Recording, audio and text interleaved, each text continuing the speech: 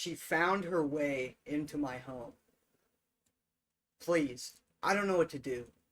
I've tried to tell my wife about this, but she's a science teacher, and thanks to my history of practical jokes, she thinks I'm just kidding. There is something stalking me. I don't know what it wants, but almost every night since I started seeing it, it has terrorized me. It doesn't touch me, it doesn't communicate in any sort of way, it just fills me with horror. If what I seem to ramble, please forgive me. I haven't slept in several days. We live in the second floor of a duplex, with stairs down the back of the house to the basement where the laundry machines are. There's a door at the bottom of the stairs, before the door to the basement, that looks out onto our back porch into the backyard. 6 days ago, I was going down to the basement to bring up some laundry, and I glanced out the door as I passed. There was a figure standing at the far edge of our yard. Her back was to me, and she was just standing there, looking to the woods beyond our yard. She was dressed in nothing but a light gown.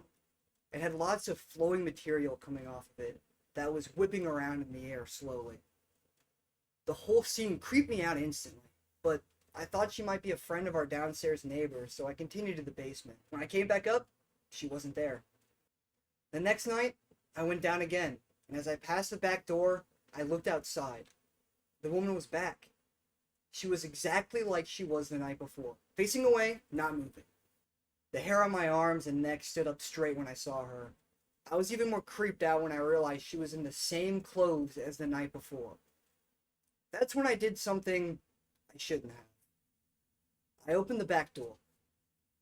Leaning out, I called to her to see if she was okay. She didn't respond.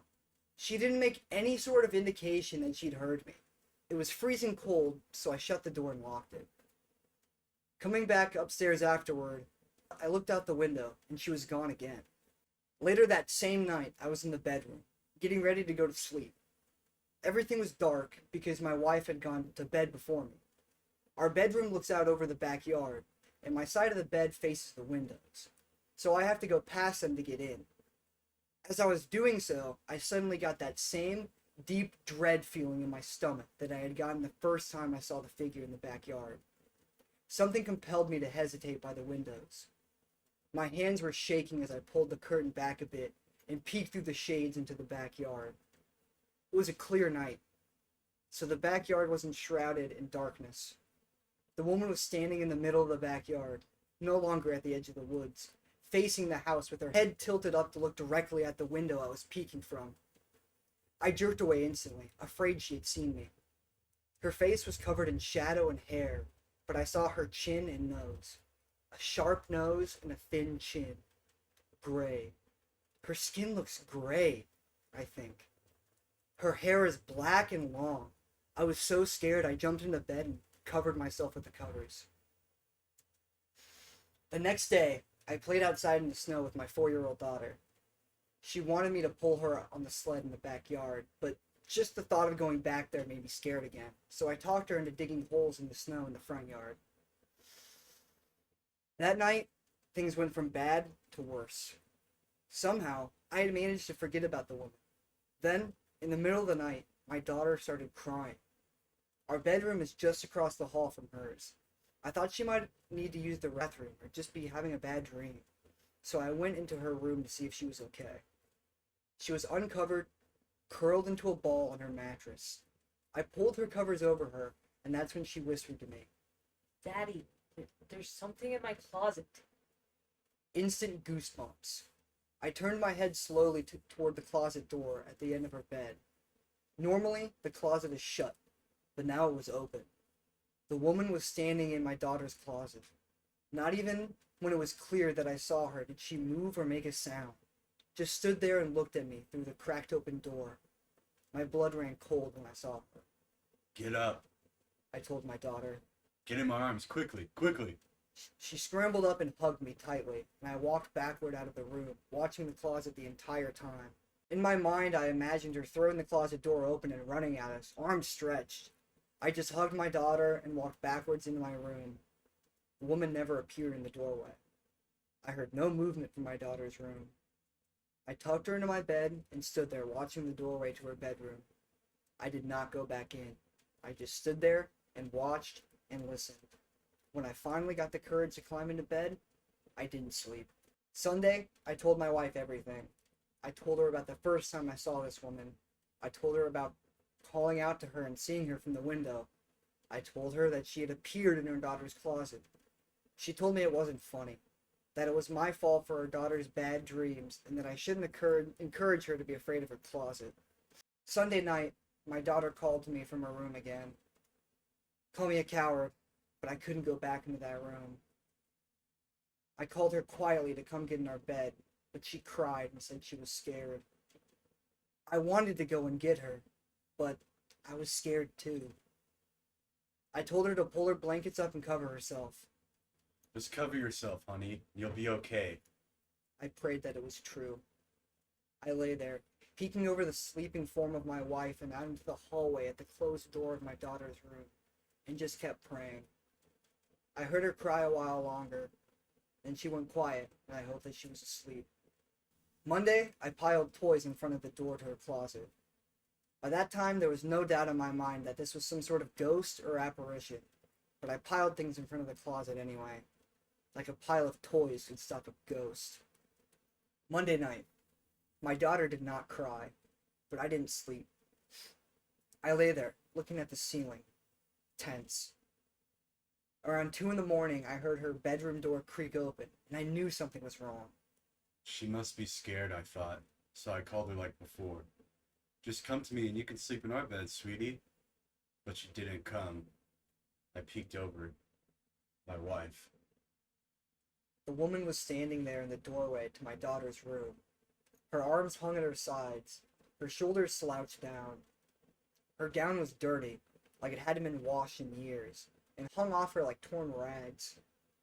I wasn't breathing, I wasn't blinking. I just looked at her and she looked at me, and I thought, this is it. I'm going to die.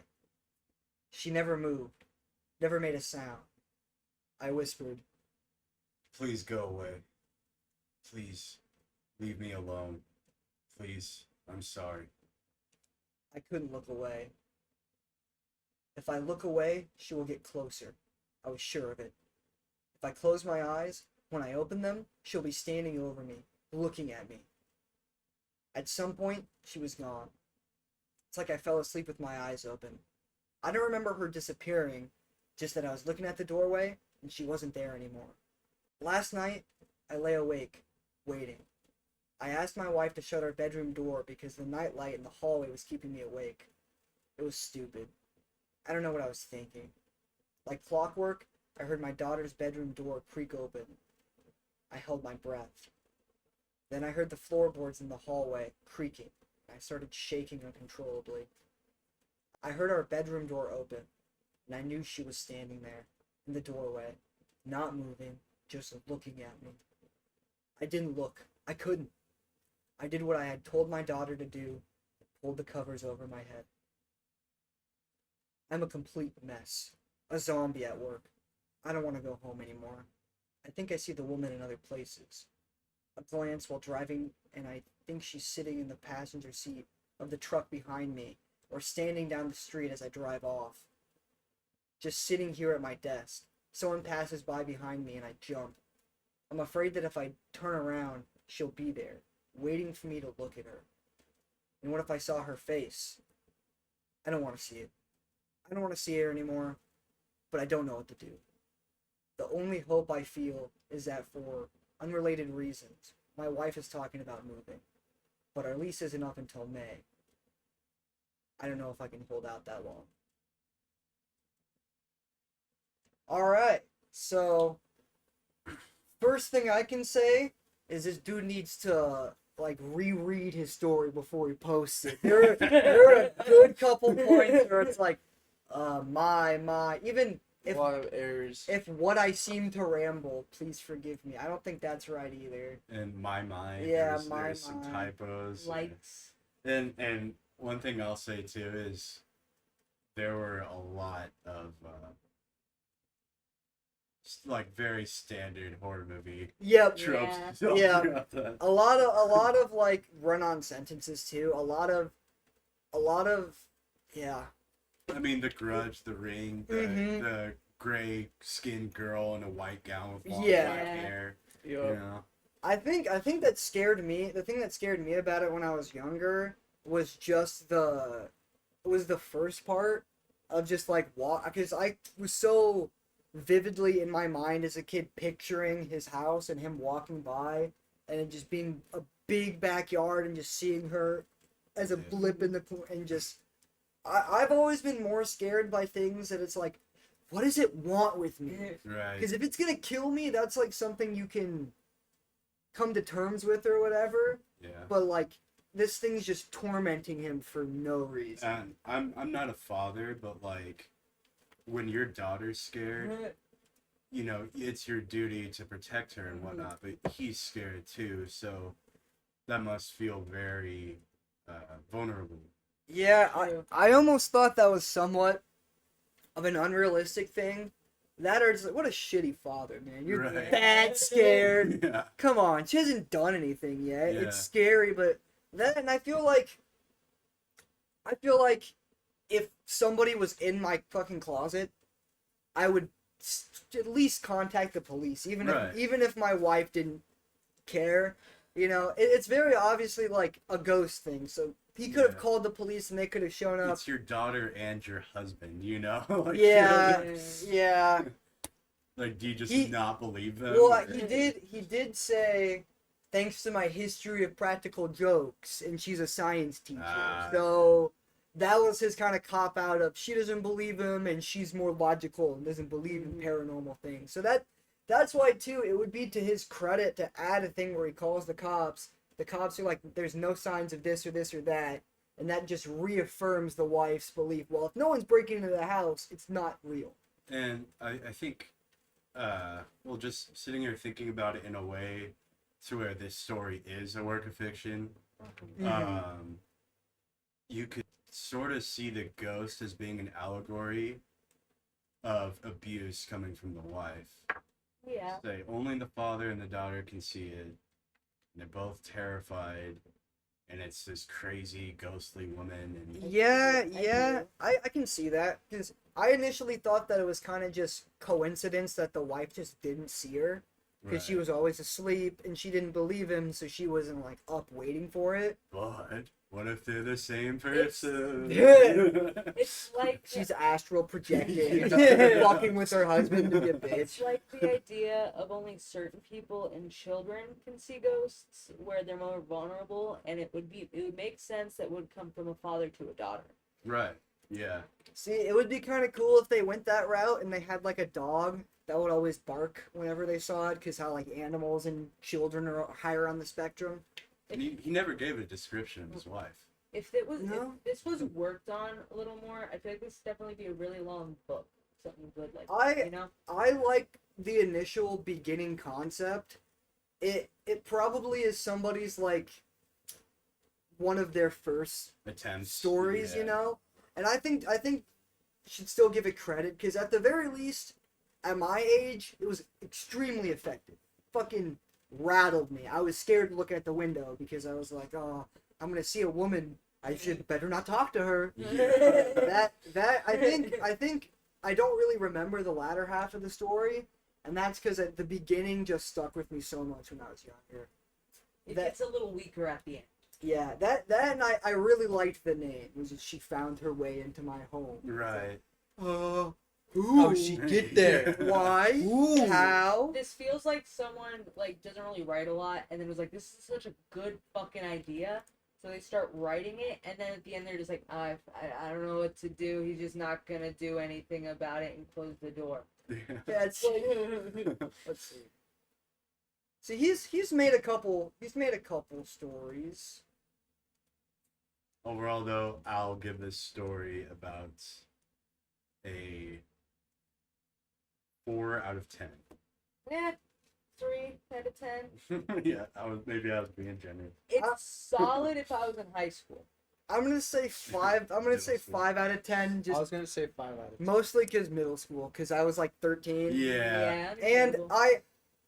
I haven't seen a lot of classics like that. Like I know about I think it's The Ring, Right. Yeah. Yeah, that's the Yeah. one with 7 days, and then Yeah. I know the tape. Grudge. Yeah. Yeah. That's scary. I know about it. I think it's the remake of one of the Grudge movies. So probably the American version. There's a scene where like the girl like runs home, the protagonist I think, and her boyfriend's there. She's at like her apartment, and Oh, she's yeah. freaking out, and her boyfriend's like, "What, babe? Just relax." And then he like looks. I think someone knocks at the door. Yeah, she looks through the eye hole Yeah, and sees him standing there, and Well- then she opens it. Well, no. He looks through the peephole, and the grunge lady stabs him in the eye through the peephole. Oh yeah. And it kills him. Oh yeah. That's just. Or I don't know if it kills him or if he just like ah.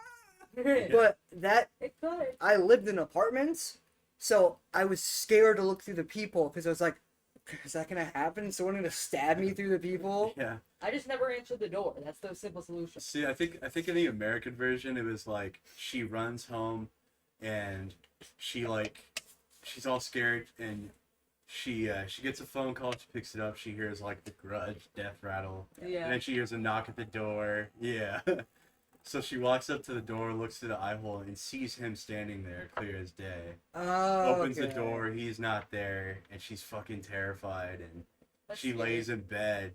She pulls the cover over herself. She feels safe, and then Oh. the Julan, the Grudge, like basically appears from her mattress and pulls her down, like basically into hell. That's cool. Yeah. Is that how it ends? That's No, Okay. it was like She one of just the goes side to- characters. Oh, okay. Yeah. She That's- just goes to hell. Yeah, she fights Satan and comes back. Oh, My dude, favorite part. for real? No. for a split second, I was like, That's Really? like I that's can like see scary that. movie. Yeah. I can see that being like cheesy, but that's less that's more of an American. That thing. reminds me of the cabin in the woods. Like the ending is just all the hands like in the air and then it just ends. Okay, one more thing before we hop to the next thing. That the Grudge reminded me of this. I can't remember what her name is, but it's a Japanese folklore thing, scary story, myth, Yeah. whatever. Mm.